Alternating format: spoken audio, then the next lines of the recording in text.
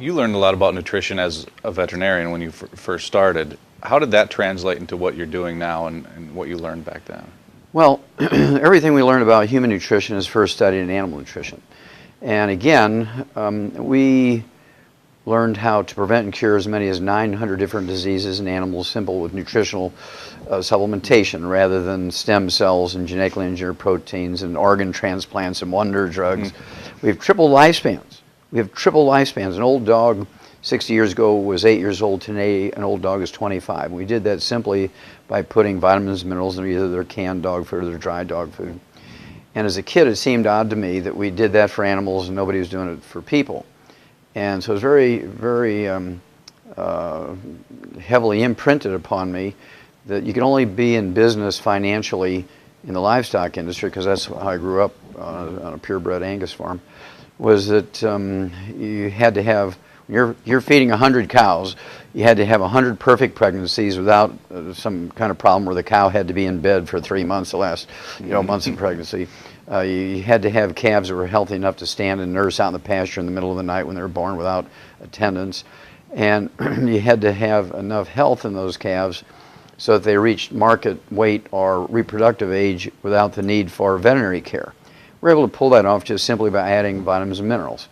And as a result, when I looked at the people living on farms and all their early deaths, what they were dying from, I said, well, we got rid of that in animals.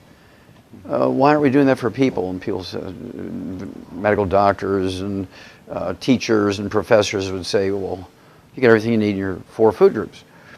Well, of course, that's nonsense. And along about 1978, I actually discovered the cause, prevention, and cure for cystic fibrosis. And at first, every expert in the field of cystic fibrosis, which is a childhood disease thought to be incorrectly, but thought to be a genetically transmitted disease, it turns out that it's a congenital deficiency of the trace mineral selenium.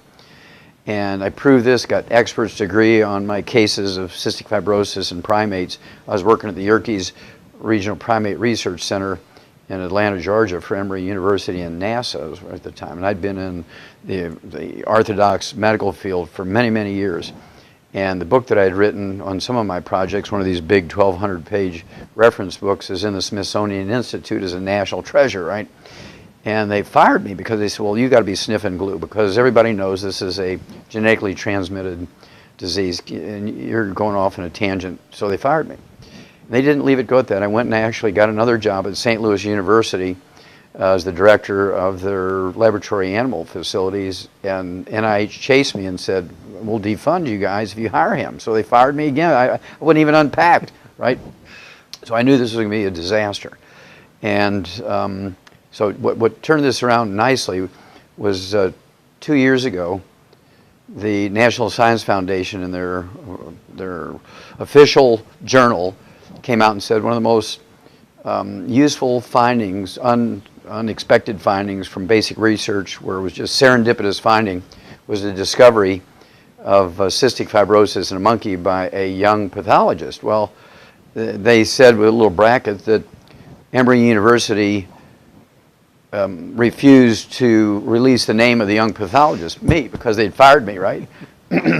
So we're in the process of getting the record corrected and so forth. And we've taken this now to muscular dystrophy. We now know the cause, prevention, and cure of muscular dystrophy.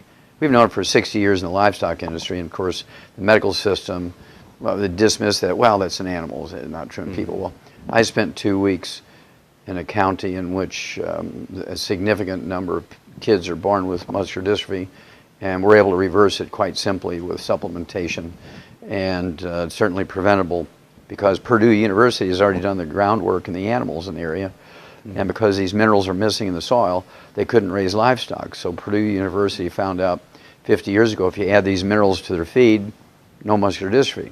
But the people living on the land there got muscular dystrophy because they didn't supplement. It's just beautiful.